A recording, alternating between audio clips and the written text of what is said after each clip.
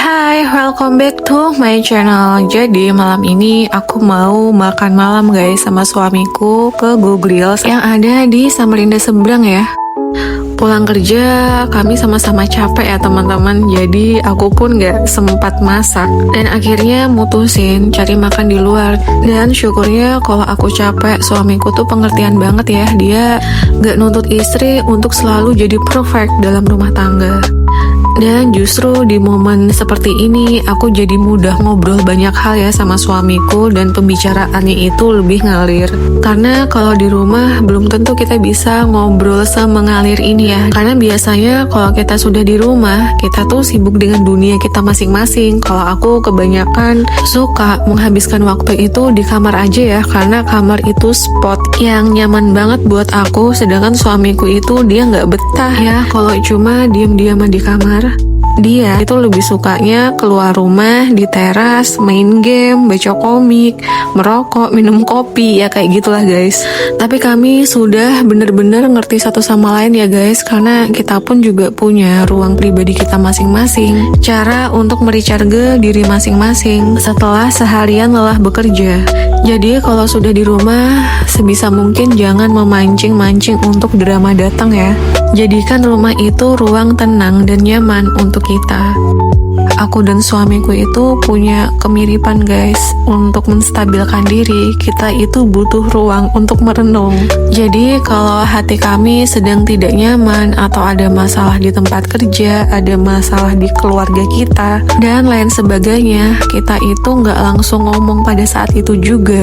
Biasanya tunggu emosinya sudah agak mereda, keadaan hati sudah turut membaik, baru deh aku mulai membuka cerita. Rumah tanggaku itu nggak selalu sempurna dan stabil terus ya guys.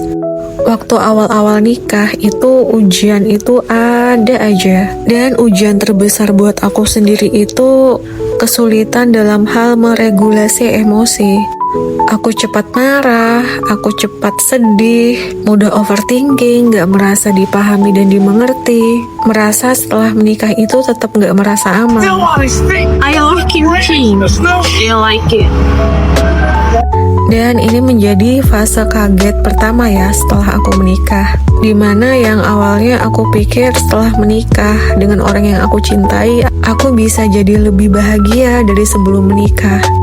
Tapi ternyata menikah itu justru menuntut kedewasaan baru. Ada beberapa hal yang aku kaget ya, termaksud sisi lain dari pasanganku yang selama pacaran itu bahkan aku nggak lihat sisi ini. Pas udah nikah baru kelihatan belangnya. Dan yang paling berasa banget setelah nikah itu adalah keputusan yang gak bisa diambil sepihak. Dia maunya seperti ini, aku maunya seperti itu. Masing-masing keras dengan maunya. Akhirnya tetap aja salah satu harus ada yang ngalah biar nggak makin runyam ya rumah tangga, dan akhirnya kita tetap ngambil titik tengah yang terbaik walaupun hasil keputusan itu bisa nggak nyaman di satu pihak.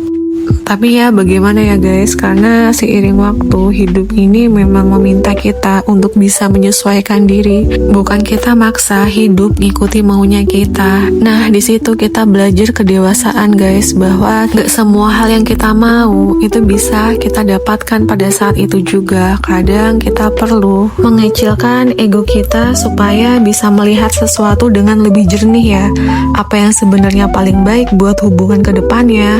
Karena kalau kita terlalu mementingkan maunya kita sendiri tanpa mikirin dampak jangka panjangnya dan kebaikan bersama, hubungan rumah tangga pelan-pelan bisa jalan sendiri-sendiri. Karena masing-masing sibuk mempertahankan egonya.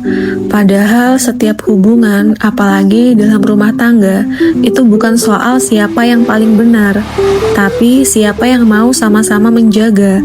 Dan seringkali hasil yang baik datang bukan dari menang sendiri, tapi dari mau mengalah demi masa depan bersama. Dan begitulah guys realitas kehidupan berumah tangga ya. Kalian yang sudah berumah tangga pasti juga relate dengan kalimat ini, dan Aku setelah 5 tahun menjalani kehidupan rumah tangga, akhirnya aku memilih berdamai dengan banyak hal. Ada situasi-situasi yang memang kita nggak bisa maksa hal itu untuk bisa kita ubah, karena kita nggak hidup untuk diri kita sendiri, jadi kita nggak bisa egois.